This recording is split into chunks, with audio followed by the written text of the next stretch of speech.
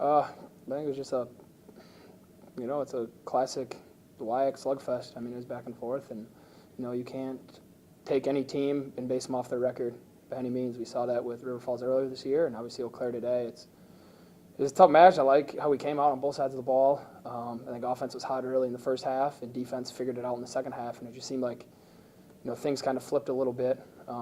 Defense got it rolling in the second half, and offense, we just kind of had a few too many mistakes. Things that very aren't characteristic of us. As an offense, we're a pretty low penalty team, and the penalties kind of put us in some bad situations. But couldn't be prouder of every guy that stepped out there and put on the eagle owl today. Every guy fought, every guy threw it out there. I mean, Tampans came up short. You got the start today. Obviously you're prepared all season, but how prepared were you getting the start today against Eau Claire? Yeah, very.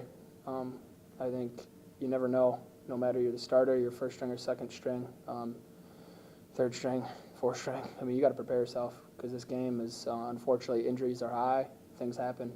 So, earlier in the week, Trent was banged up a little bit, and we were kind of splitting some time. And I mean, you just always prepare, and you never know it's your chance. And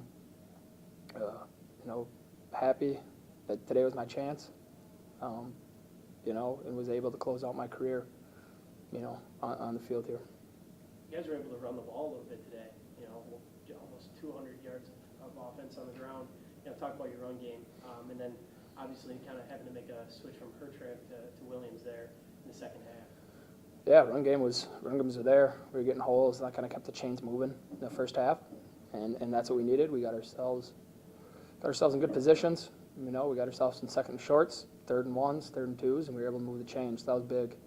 It was unfortunate, and I feel bad for Ben.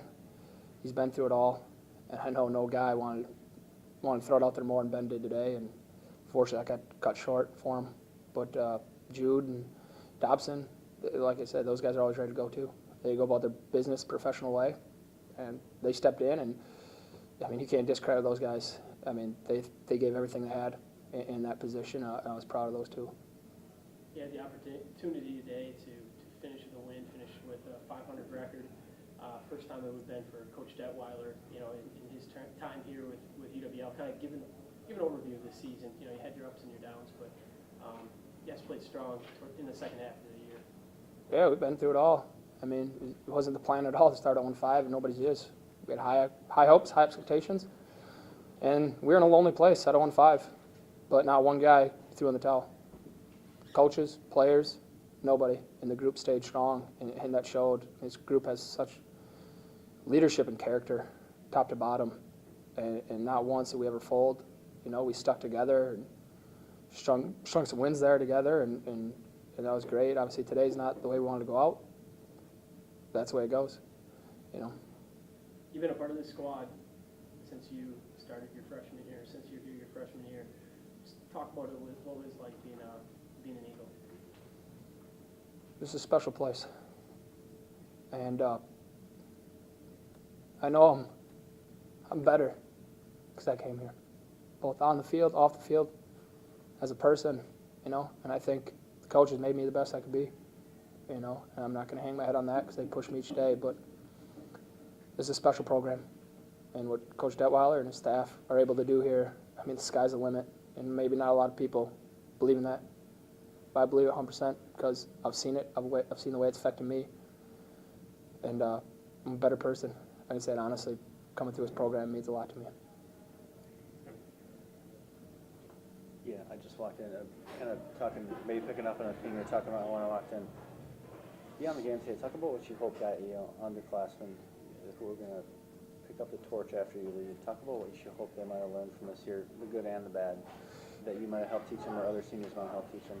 Yeah, just that they're bought in, that they're in it for the right reasons. Obviously, it's tough. Some of those guys, a lot of scout guys all year, and they saw the way we started, and it would have been so easy for them to throw it in too, and bag it. Those guys every day came and continue to get better, and knew that their time's coming. And I told each guy that on Thursday when we do our seniors walk through the line. Their time's coming, and they're just like this program's done to me. I'll do it to those guys too. And I just told them today, too, that they're in the absolute right place. There ain't a better place to be than here in La Crosse. They made the right decision. They need to take advantage of that.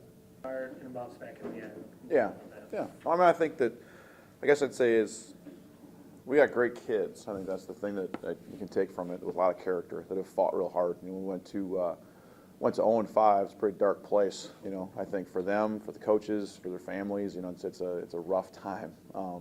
But the kids really fought hard, and you know, I think that decided about midway through whatever week it was, Stout Week, that they were going to get the thing done. And so I guess that's probably what I'm going to take from this year is the ability to have the character to rise up from a bad situation. You know, I mean, we could worry about the beginning of the season, but I think what's most important is like where we've ended up. I think that's where I'm proud of them. You know, and I think like my relationship like with Andy or with any of these guys is going to be more predicated on like the last 5 games than the first 5 games. It almost seems like it was forever ago when we did it. And I think that's, you know, try and push forward with the positives from that, and you know, and realize we learned a bunch of stuff. And you know, we got great kids, do a good job in the classroom, stay out of trouble, and you know, we got to work on the football part a little bit and the execution. But that's, you know, I feel like we're in a really good place from an attitude standpoint and from a work ethic and a character standpoint. That's what you got to start there and then work off of that. Well, it was a typical WEAC matchup today, just a Yeah. slugfest, 2 rivalry teams. Kind of talk about the game today. You know, I think that early on we came with a lot of energy. You know, really played well early, got a turnover, and we were working, you know, doing a good job both sides of the football. You know, they came down and scored on us. We had some trouble. Obviously, Sweeney's a good back. You know, I mean, the guy's a good player. He's an all-conference back for sure, big body, and you know, let him get loose a little bit. And I think we had done if we had a turnover maybe in the first half, if I remember right, or something like that. We were on a scoring drive and the ball ripped away from us. Just that way, you know, just little things. I think, and as the game went on, when you're in a close game like that, when you have, I think we had that turnover in our own territory in the second half, and obviously the 4th down touchdown down here, we called timeout with the field goal. Or maybe I should have just left it, not called timeout. They ran a fake field goal. You got a better chance stopping that than you do the actual play. But I think it was just, and then I think probably there's a couple drives in the end of the 3rd quarter, beginning of the 4th quarter, where we kind of shot ourselves in the foot. You know, I think that was, it just slowed down the energy a little bit, made it harder. You know, and our defense rose up, did a good job getting the ball back for the offense a number of times during the 4th quarter. But I think it was hard to overcome the unforced errors when it came down to it. You know, I don't think we won the turnover battle, and that hurts. And then we had I think we had a holding and a false start, and just kind of just got discombobulated a little bit, and that led to us losing the opportunities to try and score at the end, win the football game.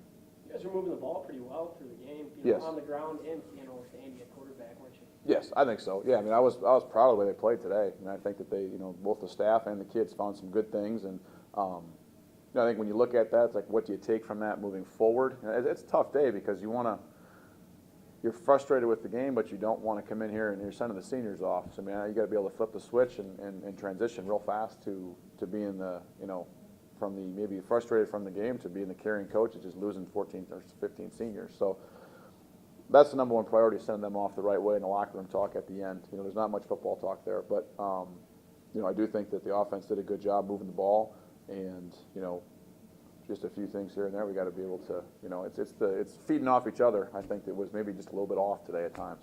So Talk about the poise of Andy, you know, getting his job taken away by Cummings, you know, after the 0-5 start, but still being there during practice and for Trent throughout all the wins. But then getting the nod today, how prepared did you think he was, and how comfortable were you with him at quarterback today? yeah, I mean, if anyone around town wants somebody to model their son to model after, Andy Sayers is the guy. You know, I think that, not to take away from anybody else on our team or from Trent Cummings or anything like that, but Andy Sayers is the guy that went through a pretty tough year, but also maybe one of the most important years of his life. I think, you know, he's really done some, you know, in terms of character, leadership, you know, and being ready to go when he's called upon again and going out there and giving us a chance to win the game. I can't say enough things about him. I can't write enough letters for that guy. You know, I mean, if our program can have 100 guys can have that type of character and that type of dedication, which that's what we're working towards, we're gonna have success, you know, in a short time. So who do you kind of look for in the offseason and for next year to kind of maybe be the next Andy Sayers? I think we got a number of young guys that can do it. You know, I think that, and it's kind of like what's going to be nice is you can point to Andy Sayers as an example. You know, who's going to be that next guy? Who's going to be the guy that helps lead us? And we, you know, we have some guys that are.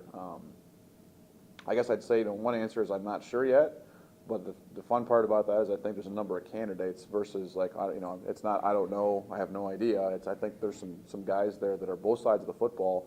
You know, maybe Trent Cummings could be that guy. You know, like a Chris Stackhouse on a receiver. You know, maybe Ben Hertramp. You know, the next guy to be the offensive lineman. You know, Adam Wunsch or whoever those guys are.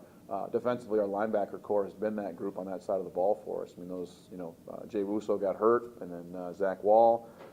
Shane Rockweiler, Jordy Pendergast, that group of kids right there rose our defense up. So I think that's kind of the, you know, I don't want to exclude anybody because I want to make sure, you know, all the guys understand to be like that, but that's definitely what we're looking forward to. So what are some things maybe from this season you could take away to change or to build off of for next year? Well, I think that we have to,